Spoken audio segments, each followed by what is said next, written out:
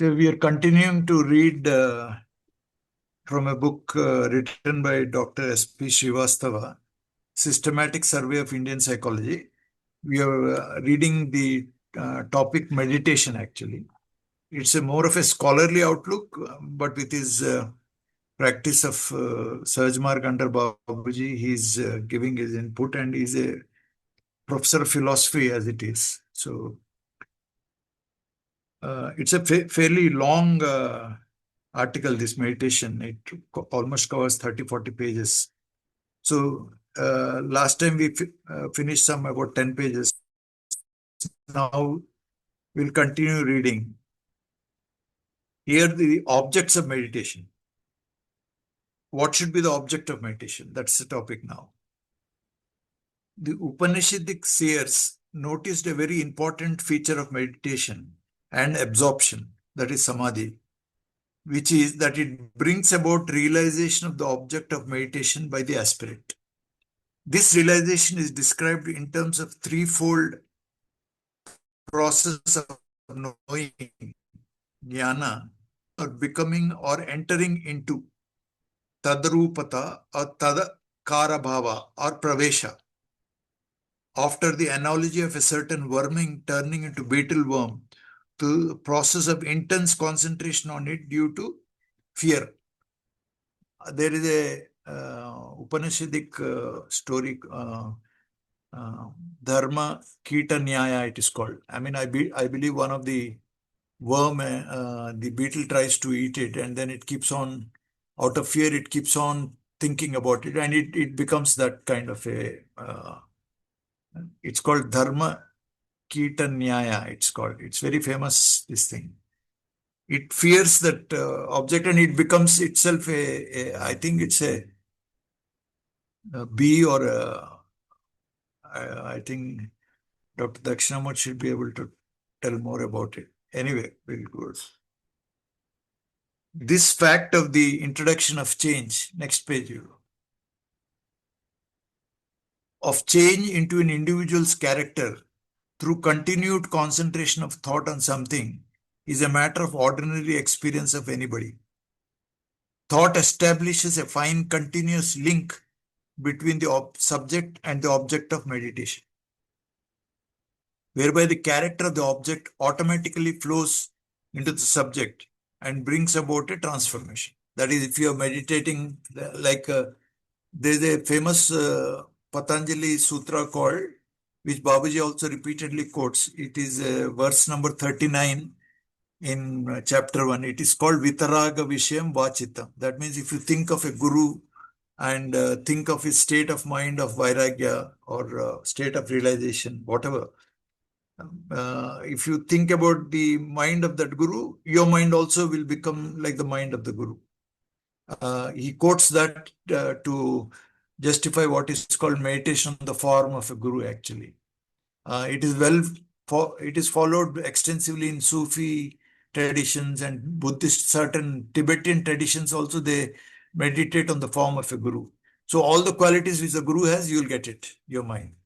Here we are meditating on divine light, which is the subtlest reality. And what are the subtlest qualities of the reality, like balance, simplicity, plainness, all those qualities will enter into your mind. So that's the idea. Thought establishes a fine continuous link between the subject and object of meditation, whereby the character of the object automatically flows into the subject and brings about a transformation. The Upanishadic seers and Vedanta acharyas have made much of this psychological fact and have therefore emphasized the Brahman, or the ultimate essence of the self, as well of everything else, to be the only proper object of meditation for the seekers after ultimate reality. So, in our system, Babuji says the reality is very, very subtle. So, you should take the object of meditation as subtle as possible. That's why he says it should be, that's why he says, I could not think of any other thing. So, that's why he says divine light actually.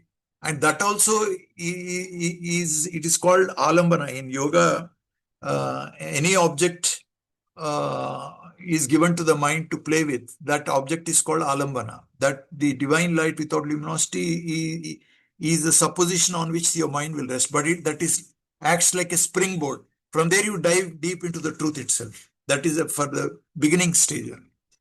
Later on you forget, you are not conscious about divine light, nor you are conscious of your mind. And the process of thinking about divine light, all three merge, and then you dive into the truth itself, the nature of the truth. Now, there are naturally various levels of comprehension of the ultimate reality by different individuals according to their mental abilities and inclinations. Hence, the one object of meditation may be prescribed in different ways for different individuals. The Upanishads and Vedanta speak of meditation either on abstract and unqualified, Nirakara and Nirguna, or on concrete and qualified, Sakara and Saguna reality. Meditation on the abstract reality may be suitable to a few metaphysically inclined, logically minded intellectuals, and even in their case only after the attainment of a sufficient degree of intellectual maturity. For the greater mass of embodied beings, it is easier to take something concrete for meditation to start with, of reality, as the object of realization through meditation. The mental repetition of japa, of pranava, that is the syllable om, as the symbol of reality as a whole, and meditation on its meaning has already been pointed out previously. The Upanishads emphasize it very much, and as already pointed out, Patanjali Yoga also refers to it as Ishvara Pranidhana. Any other also be taken. Meditation on impersonal manifestations of divinity or also for a comparatively lesser number of.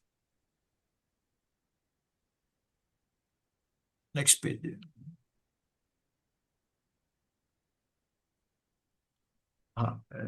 Meditation on impersonal manifestations of divinity are also for a comparatively lesser number of aspirants who are themselves human persons and therefore can find it easier to meditate on a personal manifestation of the ultimate goal to be realized. Like, for example, Babuji writes to Dr. KCV, you have taken up a method of meditation. That means, obviously, probably he was trying to meditate on the form of Babuji. Many people who were influenced by Babuji were meditating on his form. It is easy because divinity is expressing as a form of Lalaji or Babuji. I mean, that's why.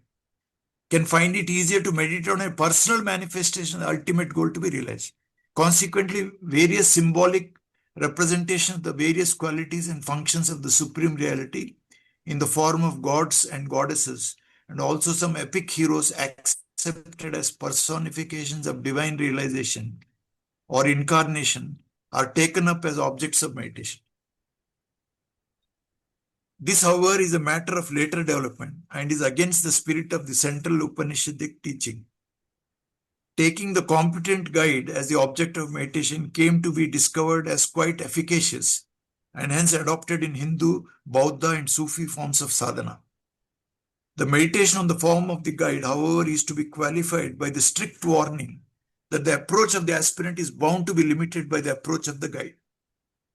Hence, the effectiveness of this method remains strictly conditional to having found a guide who himself has realized the ultimate goal. Sufism recommends a gradual merging through meditation and finally into God, Allah. The masters of modern Sahaj Marg sadhana, however, maintain that meditation on the form of the guide is itself sufficient to secure the highest approach up to the limit of the guide's approach. If the guide is only a dwarf, depraved thief, the same character shall automatically flow into the aspirant mentally connected to him, into the aspirant devotee meditating on his form. It is in this context that the efficacy of meditation on the human personification of divinity, Purushottam, may be understood. Krishna is spoken of as a universal spiritual teacher, Jagat Guru, and Shiva is taken to be a great yogi who laid the foundations of Raja Yoga. Even taking this to be so, there remains the danger of getting attached to and realizing something of our next page. Yeah.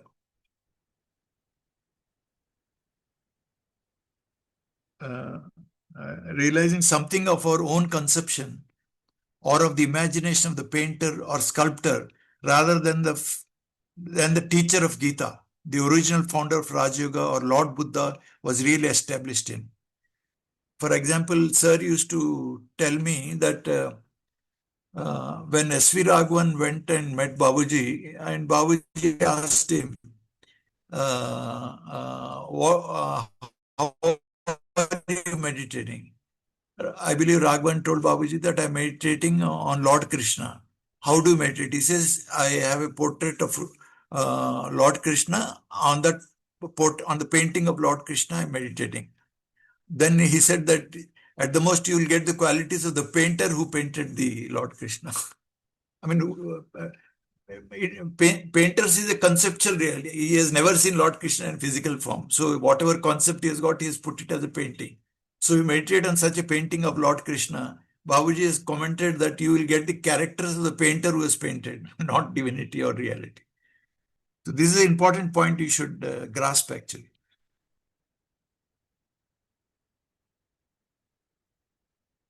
Even so, there remains the danger of getting attached to and realizing something of our own conception or of the imagination of the painter or sculptor rather than what the teacher of Gita, the original founder of Raj Yoga or Lord Buddha, was really established in.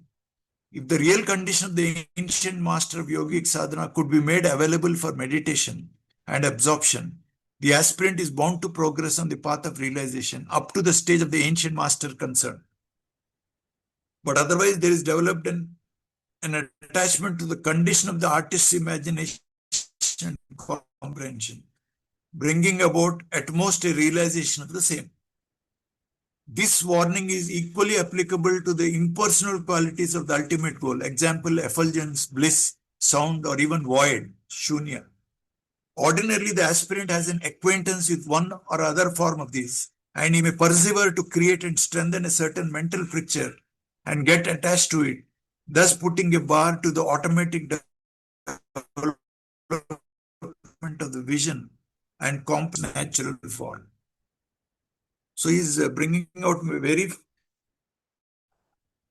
many facets about how the mind can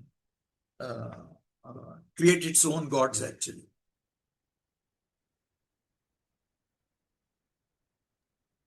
In fact, the real trouble. Yes. So here what he's saying, even people who are meditating on effulgence, bliss, sound, shunya, Effulgence, it you will do be not the know what concept, right? it is. Mental concept, no? You have not tasted it. Hmm. You have tasted the divine effulgence, you don't require any meditation at all. Your ignorance will disappear. I mean, the divine effulgence, if it is manifested in your heart, avidya or darkness cannot exist. You are realized. The God will be operating through your mind and body. So you don't require meditation at that. So you do not know what is the nature of the effulgence. We people who have met Babuji have a glimpse of what is divine love. So we can at least have tasted what is what it feels like if a person likes you unconditionally. Whether you're a good student or a bad student or a successful person or an unsuccessful person, he used to give unconditional devotion to your happiness actually. So that aspect, all the abhyasis who have met Babuji have felt it. So that's a glimpse of the nature of what is called divine love actually. So, but effulgence, you have never know. It is a concept actually. You do not know what it is. So, if you meditate on effulgence, you're meditating on a concept which your mind has spun about it. So, it will not lead you anywhere. That's why in spirituality, unless you have a guru, you cannot progress at all. You may think you're doing a great thing by meditating on divine effulgence. You do not know anything about it. You do not even understand what is peace. So, how can you have a conception of peace? Anyway, I hope I have answered your question actually. Yes. Yeah.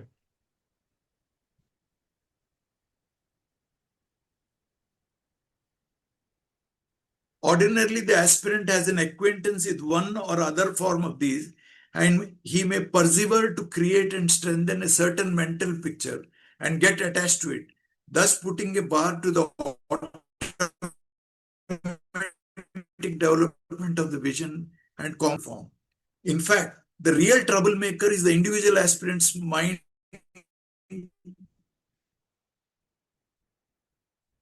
blinded by self-indulgence, led by passionate errors and perverted knowledge arising from self-indulgence and unstabilized by the force of innumerable desires arising again from self-indulgence itself. Apart from this dirt, mala, instability, vikshepa, and covering avarna of the mind created by the original blindness or ignorance, avidya, in the form of self-indulgence, meditation on even a block of wood or stone will gradually lead to the realization of the finest and subtlest goal, which the object of meditation represents and symbolizes. And a mind thus blinded, dirtied, and unstabilized is bound to mislead the aspirant away from the ultimate goal of realization by grossing and misrepresenting even the subtlest and finest object of meditation, which in general is definitely superior to the grosser symbols of the ultimate.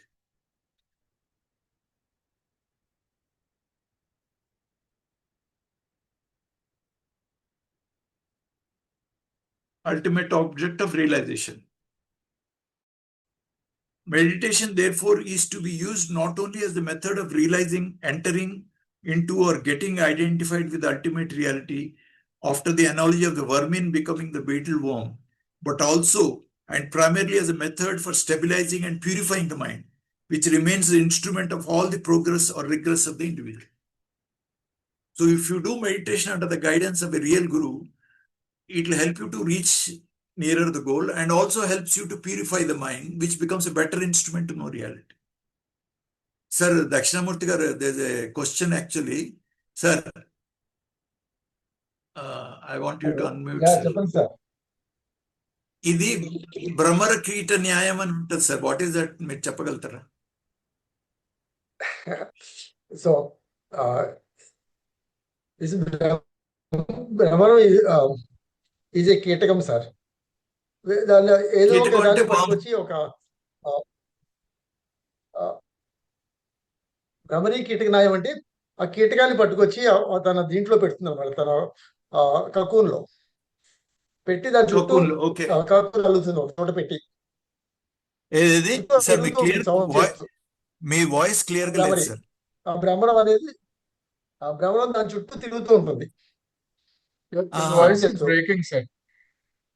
Sir మీ voice so కొద్దిగా ఆ లోపల ఉన్న కీటకం connection. It becomes a భ్రమరం. Okay, okay. మీరు English లో చెప్పండి సార్ కొద్దిగా. The insect which is kept in the cocoon by the brahmaram becomes a brahmaram itself, because the brahmaram making the noise keeps going round and round the cocoon.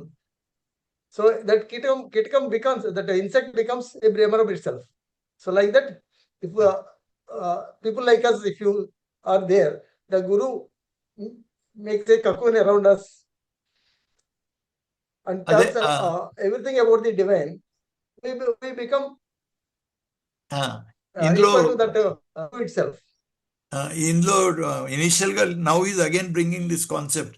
That means if you continuously think about Babuji and his thoughts, and if you read 10 Commandments, and you read Efficacy of Raj Yoga, and then if you follow what he says, meditation on divine light, you will become like Babuji's mind. Just like that insect, if it thinks about that worm, which is, it thinks it is afraid of it. It is, I think, భయం అంట sir దానికి.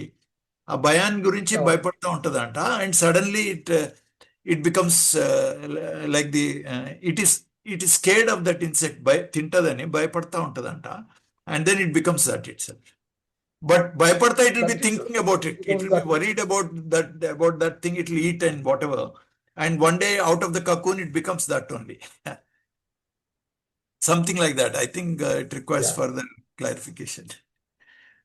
భయం అంటారు sir. It out of fear here it will be worried about that thing which is running around that cocoon, and then it becomes that. If you I don't know whether continuously it is think about fear something, or you become that. some. Uppudu, that's why there is a It famous continuously thinks about that Brahmaram. Brahmaram. That is why there is a famous So it becomes a quote from an problem. English poet called, I think, Adams. A very small book. I had that book. He says, "As a man thinketh, so he becomes," like that. I mean, Lalaji was very fond of He this becomes that. English poet, I believe, Seller. which Chari was telling. His famous saying is, "As a man thinketh, he becomes," like that. So if you continuously think about divine light, you become divine. Just like that Brahmarakita Nyaya, whatever. Anyway, people should know this so that. But the Ketka insect it's not fear, sir. It is uh, uh, exposed to that Brahmari Nadam. So it అంటే అది that I Brahmari somewhere read Nadam. that it is a wasp or something, sir, or something like that. And this insect also becomes a Yeah. wasp or something. Wasp which bites, it is afraid that the wasp will bite or whatever. We Okay. should have more Okay. clarity on this story actually. Google just to Right. sir. Right. Okay. Oh yeah. Meditation, therefore, is to be used not only as a method of realizing, entering into, or getting identified with ultimate reality, after the analogy of the vermin becoming the beetle worm, but also and primarily as a method for stabilizing and purifying the mind, which remains the instrument of all the progress or regress of the individual. Thus, there is a profuse variety of secular meditations aiming at the tranquilization and purification of the mind and the entire human system. The Upanishads, though predominantly occupied with the problem of the realization of the ultimate, refer to the meditations aiming at the development of peace within and all around as preliminary and preparatory to the meditations of the nature of the self or Brahman. The earlier parts of Vedas abound in prayers for the purification of oneself, peace and prosperity all around, good to everybody, and so on, which performed in the form of meditation brings about an ideal adjustment of the individual to his surroundings, as well as of his mind within itself, thus preparing him for the higher knowledge and life. The Shanti Pata at the beginning and the end of Upanishads also very often aims at the same end. However, Buddhism extends the most elaborate and systematic secular treatment to the problem of the objects of meditation. This again is very common to Buddhism and yoga. Actually, that's called, there's a famous sutra, sutra number 33. It is called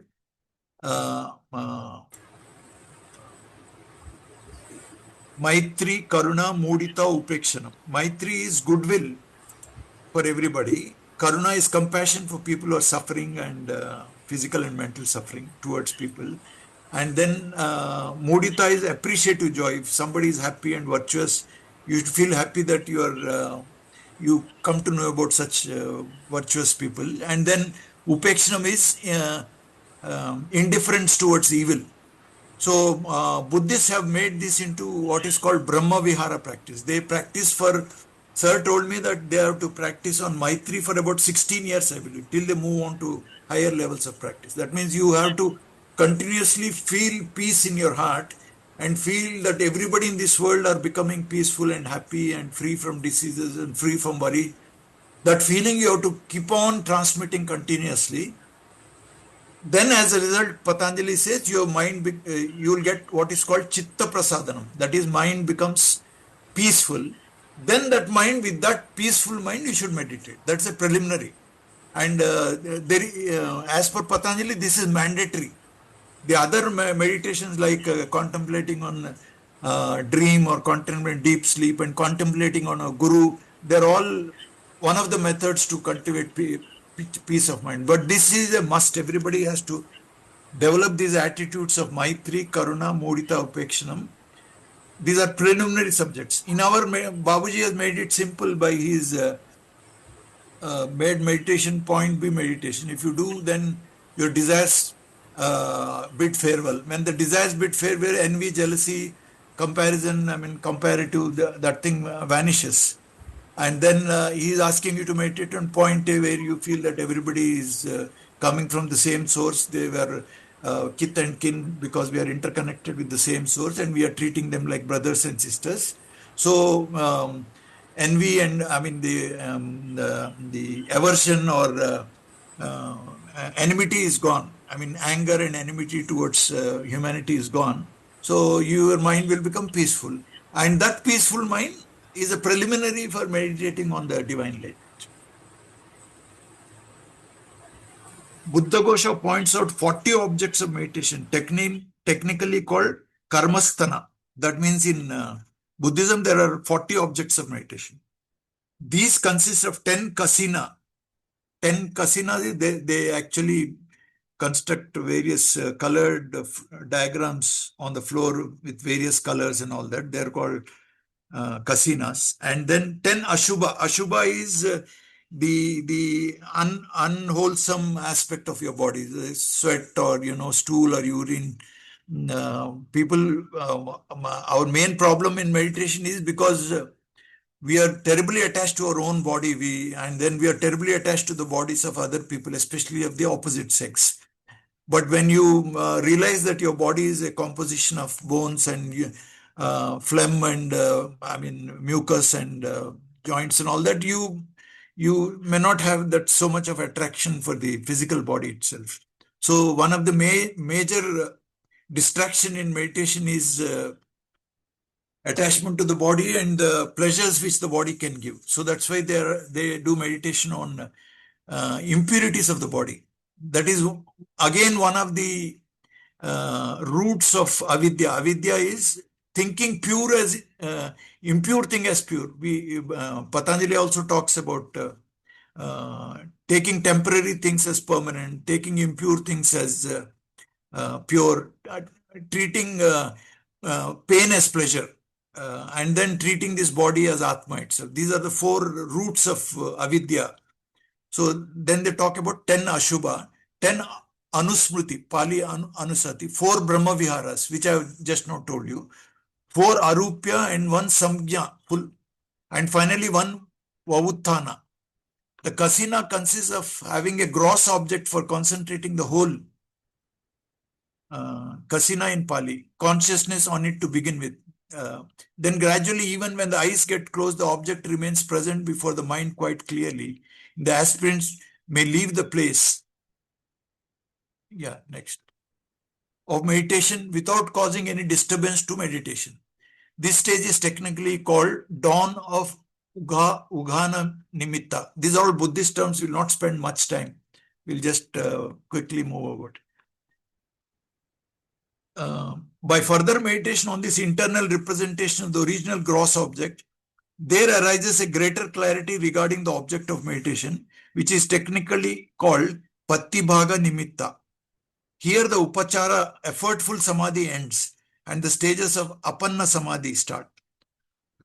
The 10 kasinas are respectively, I'll quickly go through this because it becomes more complicated. Patavi kasina, earthen object having no color except that of earth. Apo kasina, watery object, example ocean or tank of water, etc. Tejo kasina, fiery object, example flame, etc.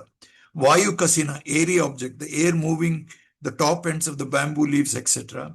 Nila kasina, blue object, a basket covered with blue flowers. Pitta kasina, yellow object. Lohita kasina, red object. Adata kasina, white object. Aloka kasina, light object, sunlight or moonlight, etc. Parischinna kanaka kasina, pure sky object, through a window or hole in a curtain, etc. Then there are 10 ashubha, ominous meditations on the human corpse in different conditions such as swollen, blue, rotten, disfigured, hashed to pieces, mere skeleton, etc. These are to be prescribed by the competent guide, Kalyana Mitra, to the aspirants, who have a predominant tendency in favor of attachment to themselves or to others, raga karita. These are obviously aimed at weaning the aspirant from undue attachment to the physical as preparatory to spiritual advancement. The 10 anusatis are reflective meditations on ideas rather than on concrete objects. The first 6 of these having for their object respectively the Buddha, the Dharma, the Sangha, the Sila, good conduct, the Chaga, sacrifice, and Devata, divine personality, are to be prescribed to those aspirants who are naturally inclined to faith, Shraddha Karita, and are capable of attaining to the stages of superconscious through these meditations. Next. Easily. The 7th meditation under this scope is called Kaya Gata Anusati and consists of meditating on the idea of the impure and transitory character of human body. This is also meant for the aspirants naturally inclined to attachment. The eighth Anusati, that is Anapana Anusati, is an elaborate system of exercises in meditation on breathing, which exactly corresponds to what is called pranayama in Patanjali and other forms of yogic sadhana. That means they will ask you to just be conscious of the in-breath and out-breath, and then be conscious of the abdomen moving up and down, outwards and inwards. And then as you are concentrating at the time when you're attending to the feelings of the abdomen rising and going down, no other thought is got space to enter into your mind. And gradually all the thoughts will get exhausted, and then only pure awareness of the breathing remains. And after some time, even that awareness of breathing goes, only the awareness remains, and the mind becomes very pure. That is a pranayama actually. Buddha Gosha reserves it for such aspirants as are naturally inclined to mental sloth, moha karita, or to analytical discussion, vitarka charita. Last 2 meditation in this group, Marananusati and Upasananusati, take the idea of death and yogic tranquility respectively as the object of meditation. Idea of death and yogic tranquility. These are to be prescribed for those aspirants who have predominant intellectual capacity and inclination. Buddhi Charita. The 4 Brahma Viharas, which is the feelings of joy, Mudita, friendliness, Maitri, compassion, Karuna, and indifference, Upeksha, are meant for aspirants with a predominant jealous tendency, Dvesha Charita. The 4 color objects, Varna Kasyana, are also for these same aspirants. Next, the 4 Arupya, or the formless objects of meditation, which generally arise after the 4 Jhana stages corresponding to Rupa Dhatu.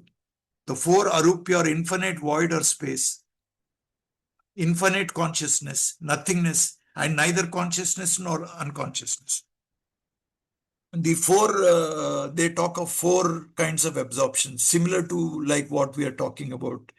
Samipya, Salokya, Sarupya and Saijita. And then beyond that, they talk about the beyond space and time, and even beyond the awareness of reality and non-reality, whatever, beyond yes or no, all sorts of the higher levels actually. Like Babuji talks about D2, D3, those consciousness is a higher form of meditation actually. These has already been mentioned in the chapter on levels of consciousness previously. Buddha Gosha has not assigned these formless objects of meditation to any particular category of aspirants, obviously because these arise automatically in case of advanced aspirants after crossing the Kama Vachara, Rupa Vachara stages of consciousness. No initial mental tendency, therefore, may indicate the prescription of these meditations meant to be automatically acquired by talented aspirants at an advanced stage. The remaining 6 gross objective meditations in the Kasina group are also not assigned to any particular category of aspirants, as generally all normal aspirants without any predominant psychological tendency had to start with some concrete object to meditate upon. The grosser or finer objects among the various Kasina could be chosen according to the inclination of the individual aspirant. Even the aspirants with predominant psychological tendencies had to begin with some Kasina after having restored the psychological balance through the corrective of this special meditation as and when required. The chief concern was to help the aspirant to rise from the stage of functioning into the world of desire, Kama Vachara, to the stage of functioning into the world of forms, Rupa Vachara, thence to the stage of functioning into the world of non-form, Arupa Vachara, and finally to the stage of Nirvana. Nirvana is total liberation. The last 2 of the 40 forms of meditation are assigned to the Buddha Charita aspirants. Ahara Pratikula Samjna is the meditation on the consciousness opposed to eating in particular and grasping or craving in general. Chaturdhatu Vyasthana Bhavana refers to the meditation on the idea of the systematization or organization of the four elements constituting the human body and the material universe at large. There may indeed be innumerable objects of meditations according to the Buddha Gosha. He has enumerated only some of them. The competent guide has to keep the purpose of meditation into view and prescribe the object for it according to the requirements of the particular case before him. There is a very common mistake in the writings of scholars in Buddhism to treat the stages of development of meditation as self-hypnotic conditions developed through autosuggestion. Speaking of the stages of Uggani Mitta and Patigani Mitta in the case of Kasina meditations, narrated earlier, Miss Lounsbury writes, it will readily be seen that autosuggestion played an important part in this practice, which has been almost abandoned in Ceylon since the death of the famous Guru 300 years ago, unquote. The later part of this assertion may be a statement of fact, while the earlier part remains a mere speculation of the learned authoress about the nature of Kasina meditation in the process of development.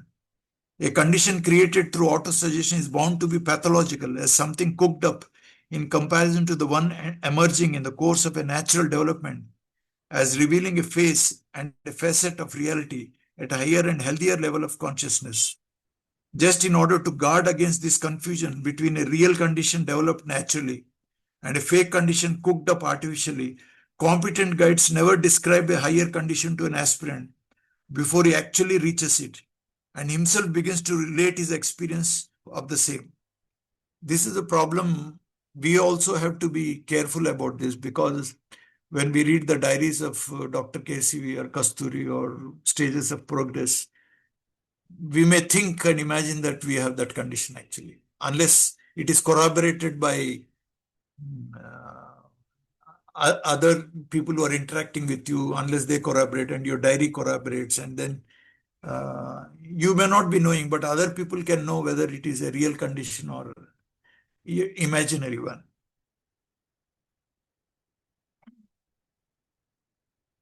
For a really fruitful practice of yogic sadhana, thus a competent guidance remains almost inevitable. That means a good guide, good preceptor is a must actually. Erroneous speculations are bound to occur in case of a mere scholastic approach to any practical subject, and more so in psychological matters where the attitude of objectivity towards essentially subjective conditions naturally requires special training and culture. For example, at the stage of Uggahana Nimitta, the external object of meditation acquires a clarity before the inner vision of the aspirant, as a result of which he does not require to keep the object physically before him for the purposes of efficient concentration and study. Not only that, sometimes the emergence of something like an eidetic imagery is reported, which brings about minute descriptions of details not ordinarily available to gross external observations. This is roughly equivalent to the concentration of a scientist on the object of his study. It takes hold of his mind, so to say. He carries it with him mentally so that insights into the nature of the object and the problem relating to it are greatly facilitated even when the object does not continuously remain physically present before him. Such a healthy and refined natural development of meditation unfortunately gets confused with a kind of hallucinatory introjection of the external object through the process of autosuggestion. Such overcomplications of the simple and natural result from scholastic attempts to intellectually speculate about an essentially practical technique and method and then present it to, quote, so clearly and simply that any person of average intelligence desirous of practicing such meditations can do so without difficulty, without danger, and without recourse to a guru, unquote. The abhorrence to the much misused demand for a servile subordination to guru may be justifiable.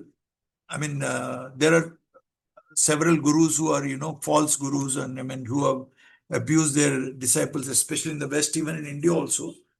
They have abused so many of their disciples. They took away their property. I mean, so many things have happened. So he's talking about that. The abhorrence to the much misused demand for a servile subordination to Guru may be justifiable, but that need not make us form a pathological reaction against the legitimate importance of a competent guide in practical matters. Rare availability of a competent guide increases the difficulty, but that too does not minimize his legitimate importance. A rare Buddha could indeed carve out the way for himself and for others without depending on any individual instructor. And that same performance may be aspired to be repeated by anyone, indeed subject to the conditions of Buddhas. 1. Intelligence. 2. Clarity about the goal. 3. Earnestness and longing for the achievement of the goal at the cost of the kingdom of Kapilavastu and even of the whole world. And finally, indulgence in sincere trial and error with almost all the so-called competent guides of his time. If you have all these characters, then you don't require a guru. For the ordinary lot, competent guidance must remain an almost inevitable guarantee against mistaking something fake and imaginary for the real and genuine. As regards the surety against making a fake and hypocritical guide for the real and genuine one, it is to be provided by nothing else but a true seeker's clarity about his goal and his selfless devotion to the same.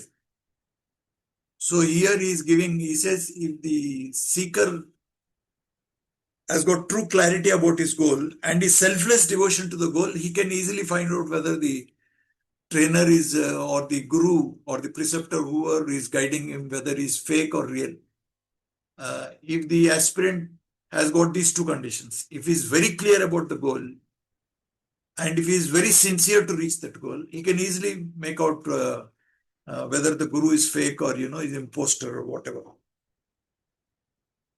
As in the case of chemistry or geography, even so in the case of spirituality and Brahma Vidya, no student genuinely devoted to his subject is likely to be misguided by a hypocritical teacher in the long run. The problem concerning the place of the guide in the Indian psychology will be taken up in the next chapter. Here it may suffice to point out that the object of meditation can best be prescribed and handled by a competent guide according to the requirements of the particular case of the student or aspirant. The objects of meditation as treated traditionally in the Upanishadic Buddhistic Patanjali Yoga emphasize the twofold role of meditation as 1, corrective to the lopsidedness in the character of the aspirant, and secondly, instrumental to the realization of the ultimate goal through identification.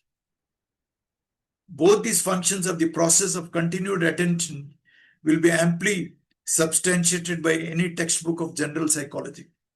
Indian psychology only makes a systematic use of the psychological facts recognizable by any sincere student of the process of attention.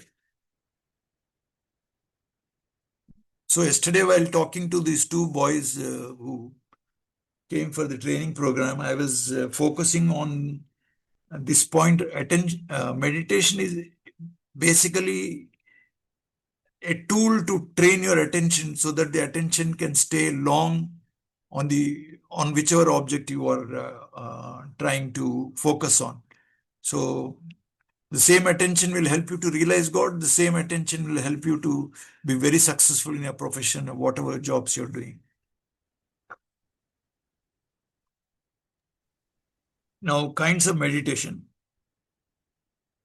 Classification of anything may follow different principles and criteria.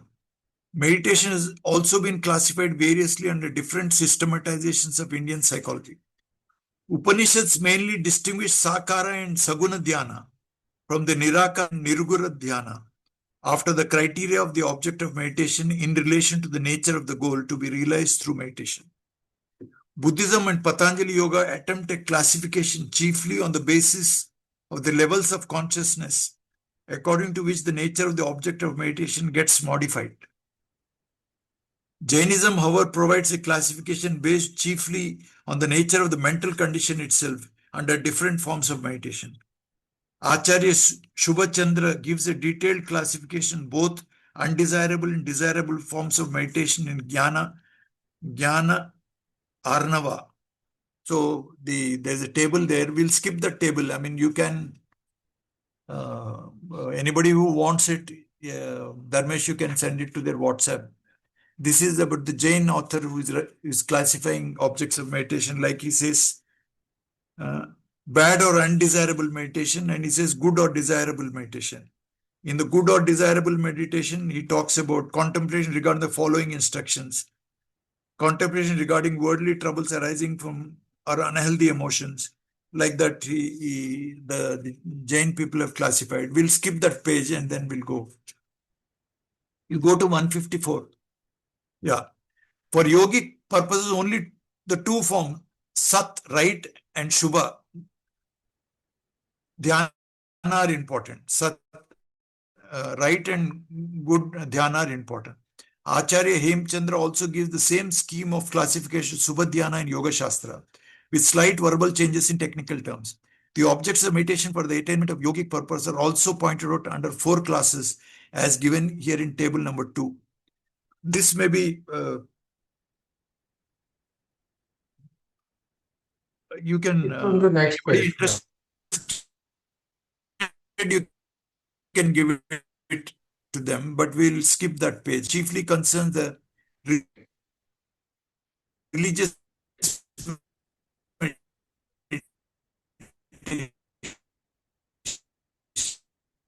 Dharma Dhyana. It is also tinted with mystical tantrika symbolism. Jain Acharyas remains quite significant insofar as it takes the mental condition in different forms of meditation as a fundamentum divisionus. Anyway, auxiliary conditions of meditation. Certain instructions regarding the place, time, body, posture, etc., which are helpful to meditations, are contained in most of the treatises concerning the systems of yogic sadhana, falling in the second group. Upanishads recommend a lonely place like a cave having a clean and level ground, free from pebbles, fire, sand, gusts of wind, and unpleasant sights, and provided with sound, water, and shelter, just in accordance with the aspirant's mental attitude.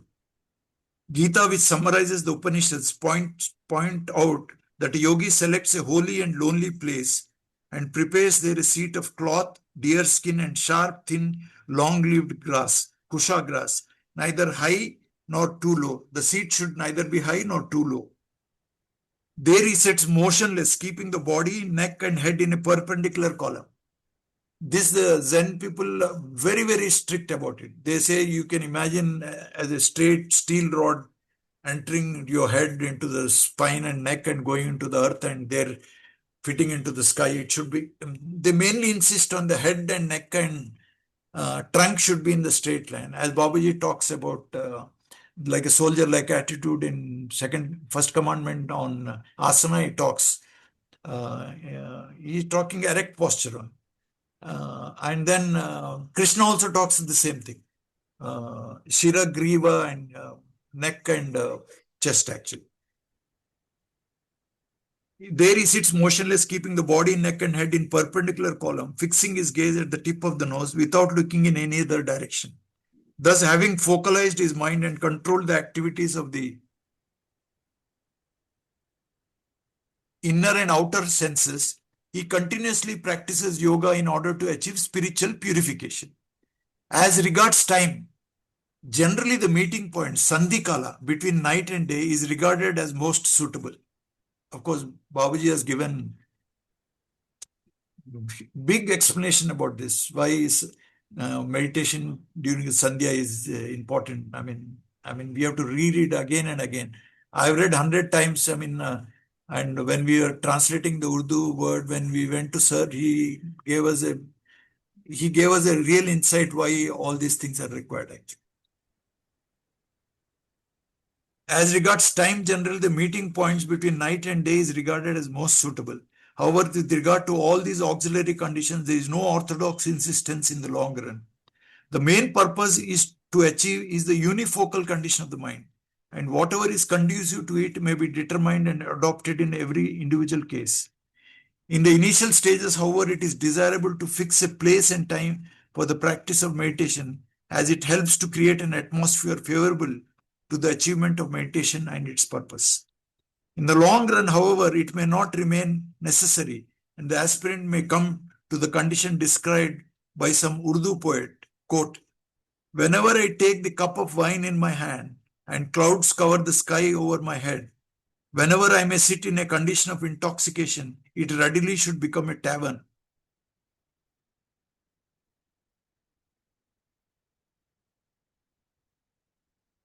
Whenever I take the cup of wine in my hand, the clouds cover the sky over my head.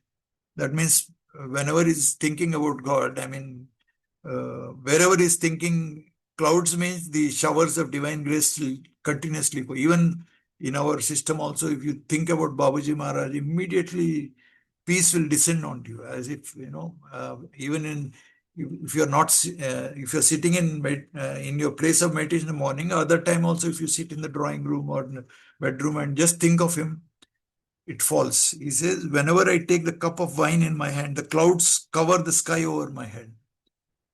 Wherever I may sit in a condition of intoxication, that means wherever he's thinking about God, it really should become a tavern. That means that should become a temple. So wherever you're thinking about God, that place becomes a temple. I mean, that becomes a sacred place of meditation. That is for seasoned meditators. For beginning people, you have to fix a time and place. Regarding posture, generally sitting posture is preferred and recommended. However, there are many variations of the sitting posture itself. Patanjali speaks of the very easy posture, Sukhasana, which is a particular posture in Hatha Yogic exercises. But we may preferably interpret it as a posture suited to an individual aspirant for the purpose of adopting it without the need of changing it as long as desired. Then regarding food habits, generally what is known as Sattvika diet is unequivocally recommended as more favorable to the focalization of mind, which is aimed at. Swami Vivekananda points out the difference produced by diet with reference to the ferocious and restless animals like lion, tiger, leopard, etc. on the one hand, and powerful yet calm animals like elephant on the other. However, the diet or any other piece of human conduct found conducive to meditation and its goal need not be emphasized too exclusively and beyond the necessary limits. Swami Vivekananda himself points out that the precautions regarding food are important in the initial stages.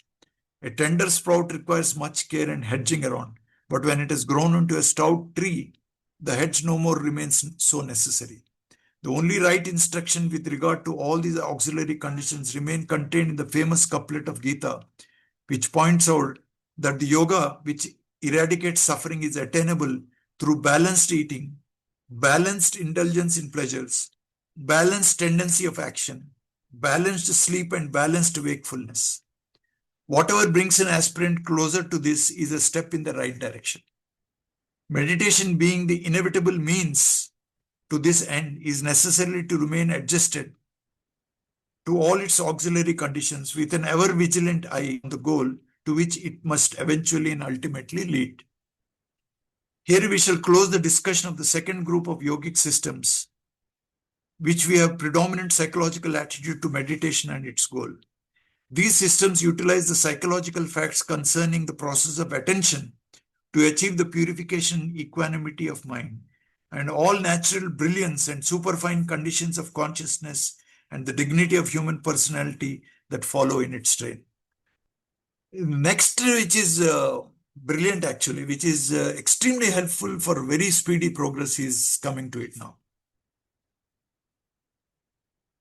Now we come to the third group of yogic systems, which have a predominantly devotional and religious attitude to the end and means of yogic sadhana. This group consists of the Bhakti Yoga of Srimad Bhagavata and Srimad Bhagavad Gita, Vedanta Acharyas, and medieval saints like that Andal and all that, Tirupava and all the Tamil saints. They've made it very famous. Like Sir used to keep on praising it so much. He says the Tamilian saints, who have achieved union with God, they used to go into states of ecstasy, and they have produced very, very grand poetry.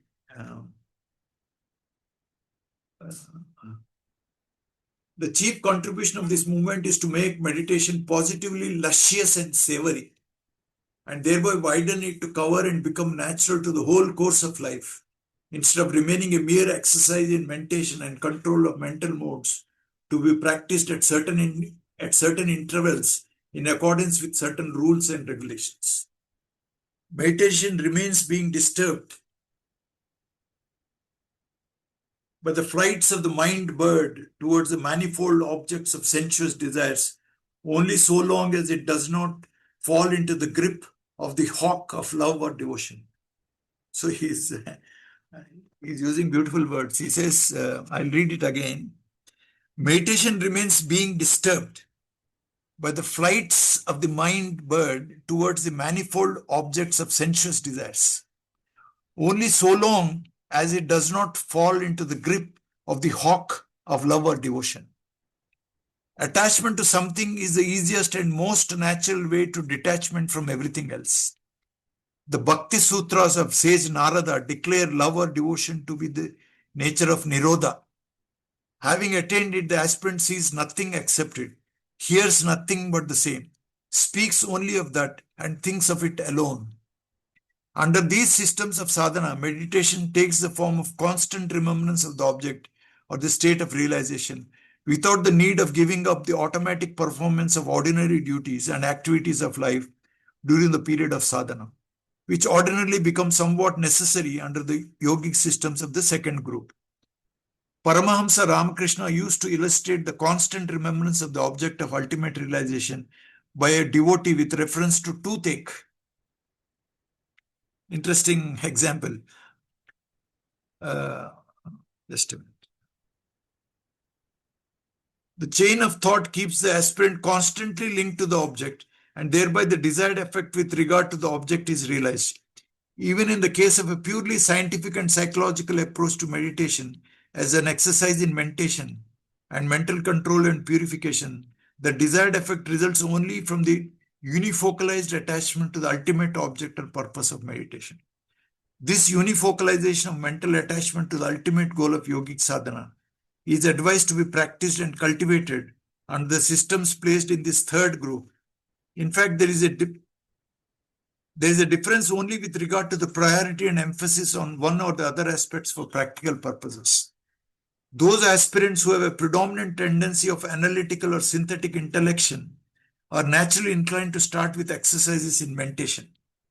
This brings about mental purification and consequently an increasing clarified vision of the ultimate state of realization, to which quite naturally they go on getting attached and devoted more and more. On the other hand, those aspirants who have a predominantly emotional and aesthetic temperament naturally prefer to start with a mental attachment and devotion to the ultimate object of realization, or some of its aspects or symbol, however immature and faltering the devotion may be to begin with. This naturally brings about a progressive concentration and focalization of mind, and consequently all that follows from it, which is the purification and refinement of mind and increasingly clearer vision of the ultimate purpose and its realization. Thus, the traditional paths of knowledge and devotion are really complementary to each other at every step. In the course of historical development of sadhana aspect of Indian philosophy, the path of love and devotion appears to be discovered and introduced as a corrective to the lopsided aridity and ego-strengthening asceticism of the virile path of knowledge and meditation. The texts of the systems belonging to our second group seem averse to the idea of tender sublimity, example, surrender and grace, etc. Yoga Vasishtha declares that devotion to the preserver Lord Vishnu has been fancied merely for keeping such persons as are ignorant of and escapist from scripture, effort and ideation, positively inclined to moral righteousness. The preserver Lord is established in the innermost being of every person. Those who ignore it and realize the external Vishnu are depraved fellows. Original Buddhism is uncompromisingly ascetical and virile. So is Sankhya Yoga in essence. Patanjali Yoga, also known as Seswara Sankhya, however, recognizes the efficacy of Ishvara Pranidhana as a means to the attainment of the yogic end. That means dedicating all works to Ishvara. The seemingly negativistic approach of these systems met an opposition from activism, humanitarianism, social moralism, etc. Srimad Bhagavata Gita characteristically starts with the dilemma of this conflict between positivistic pravritti path of activity for the satisfaction of desires, assertion of rights, establishment of justice, and the negativistic nivritti path of renunciation of worldly desires and demands and retirement from the life of active social obligations and righteous conflicts. Arjun, the chief commander of Pandava forces, suddenly turns from the positivistic path to the negativistic one. Thereupon, Lord Krishna enunciated the famous path of renunciation of craving, Trishna, for the fruits of one's action rather than the action itself. For action is the resultant of the arrangement of total forces of nature in the field, and an obstinate attempt to renounce and withhold it is bound to upset the individual state of harmony with the course of nature as a whole. This is important. I think I'll read it again because most people are, modern people are upset when you say you should not bother about the results of your effort you're putting in. You should not, you should just put in the effort, leave the result to the God. That is, he says, Lord Krishna enunciated the famous path of renunciation of craving for the fruits of one's action rather than the action itself. For action is the resultant of the arrangement of total forces of nature in the field. You cannot, as long as you're alive, you have to do some action. Even some thinking, retired and sitting at home, your mind will be working, the neural networks will be working, some thoughts will arise. That itself is an action. Your neural network is acting, some thoughts and emotions will rise. You can never say that I have renounced action. You will be acting as long as you're alive. For action is the resultant of the arrangement of total forces of nature in the field, and an obstinate attempt to renounce and withhold it is bound to upset the individual state of harmony with the course of nature as a whole. Even so, a craving for the fruit of one's action is also productive of mental imbalance, insofar as the active agent, karta of an action, is only one factor among those from which the desired fruit of an action springs. The karta is only one factor. Lord Krishna in 18th chapter talks about 5 factors which are involved in the successful performance of any action. So the ego is only one factor actually. Even so, a craving for the fruit of one's action is also productive of mental imbalance, insofar as the active agent of an action is only one factor among those from which the desired fruit of an action springs. Under the circumstances, the only sane approach for an individual remains to perform one's duty at a particular moment with full efficiency at one's command, and yet remain detached to the acquisition of the desired fruit of his or her action. This approach is technically known as path of desireless action, Nishkama Karma Yoga. Then the author of Gita proceeds to propound the path of devotion to the ultimate goal as the easiest way to the state of desirelessness. He advises sublimation rather than eradication of desire. As Sri Aurobindo rightly points out, the negative means are disadvantages from the positive point of view because they get rid of the powers of being instead of divinizing them for the transformation of life. The ideal yogic condition is an appropriate ordering of all essential elements of human nature rather than a violent suppression of some of them, resulting in a crippled and unbalanced personality. Khatam ho gaya na? Yes. Dharmesh, we'll stop then. We'll finish another 10 pages next time. Okay. Any questions? I mean, it's a scholarly, lot of practical points are there, which I hope will help us to do our meditation better.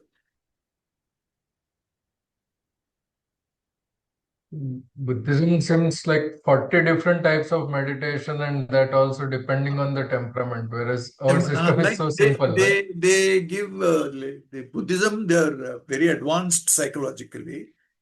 And out of these 40, the most famous one is called Anapanasati. That means the meditation on the breath. That is pranayama.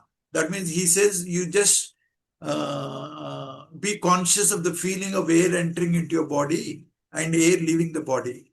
When you're conscious of the movement of, that means he's asking you to focus on the proper reception actually. There is one is sensory receptors are there. I mean, I mean the vision, hearing, smell, taste, and touch. There is another sensation called the proprioception which we have. Suppose if you eat food, there is a distension of the stomach. That also is a sensation actually. Suppose if I breathe in air, deep, long, deep breathing, the chest will expand, the rib cage will expand, and then the muscles will expand, diaphragm will go down. That sensation is also felt. That proprioception it is called. So if you pay attention to those sensations of the air entering and out, that is a form of an attention which is very easy actually. And when you pay that attention, there's no space for thoughts to intrude into it. And if you practice it rightly. So it is actually pranayama. So that is very, very famous now. Most Buddhists practice this kind of meditation. And of people who have actually very much troubled by, opposite sex, and they want to indulge in sexual pleasures, or too much attracted by, distracted by these things, they advise them to meditate on the dirty aspects of the human body. That means dead body, or bloating, or, your urine stool which is present in your body. Then, you lose attraction to the physical aspects. I mean, simultaneously you become conscious of the beauty. Simultaneously you become conscious of the the famous story of a story which is commonly described in the chapter in Vairagya in Upanishad. There was one prince who was going for a hunting actually, and he goes to a ashram actually. And the daughter of that, the sage's daughter was extremely beautiful.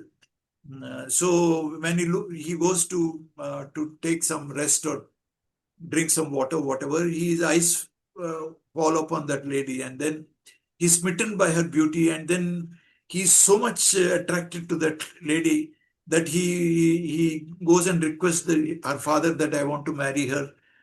You please. And he also requests that lady that I want to marry her and all that.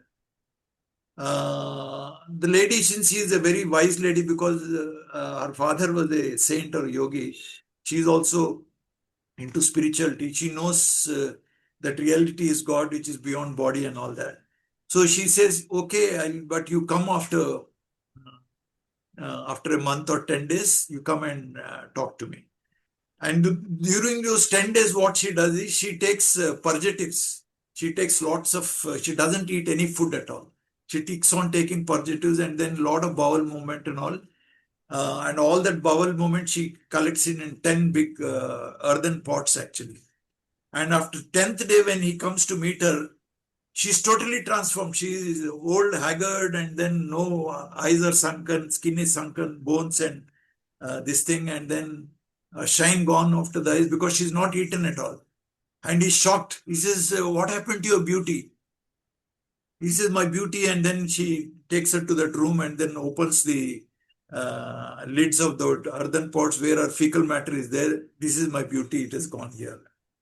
To make him realize that you should turn your attention to God, not on the physical beauty. That was the moral of that story, which is described in our books to explain the importance of Vairagya actually. So for those people, the Buddhist people talk about Ashubha meditation. That means the Shubha is beauty, Ashubha is not so beautiful aspects of the human body. Even Patanjali also says, if the body you don't take bath, it's you smell and then you don't feel. That's why you take bath, so that the purity of the body gets reflected in your mind and all that. And then he also says that Patanjali, when a dead person dies in the body, it starts stinking, it gets purified. So immediately it is cremated in our system. Why? Because, it's an impure thing. So those kinds of meditation are there. So people who are jealous and envy and then, irritable and angry, who have a lot of cruelty or, anger and ill will towards society and all that, he will ask you to do practice this Brahma Vihara. That means goodwill, and then compassion, and mudita, appreciative joy. So different people, different. Babaji in our system, he has given basically meditation on the divine light, because he has presumed that people who are coming to him were actually in are seeking realization, seeking the reality itself. So he presumed that all of you have already studied Bhagavad Gita, Patanjali Yoga Sutras, and all. They are coming to him for advanced training. But he's also given additional means of meditation like point A and point B, which will address these main factors of craving and aversion, actually. So ours is a comprehensive system. We don't have to go anywhere else. Very simple. Yeah, extremely simple. That's the problem. Yeah. Simplicity has become a problem now. Yeah.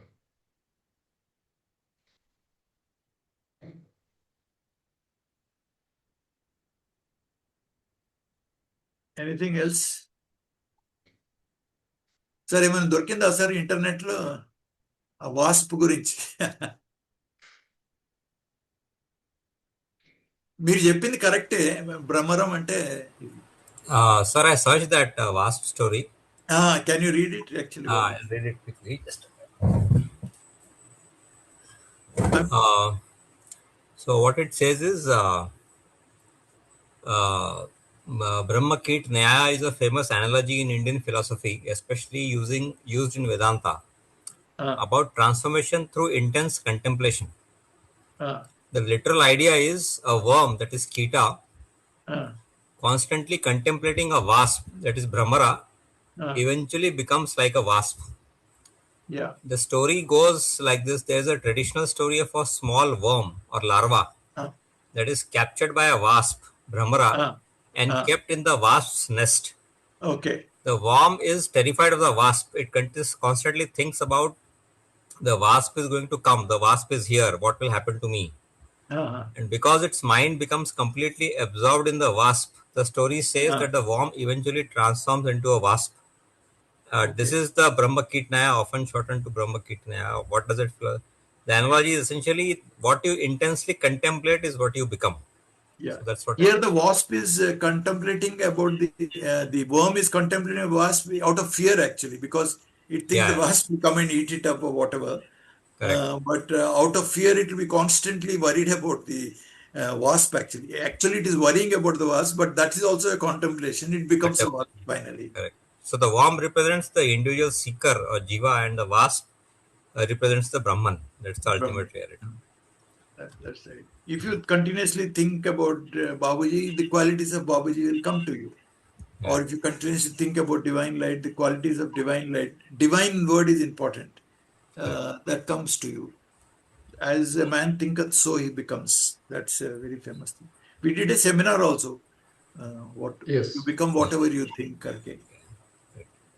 It's like Ravana thinking about Rama always. That's why, the Hiranyakashipu and all that, the story, Sir, a story happened, sir, Hiranyakashipu. Actually, they were Dwarapalakul kada. Because that is important. Why even enmity with God is beneficial.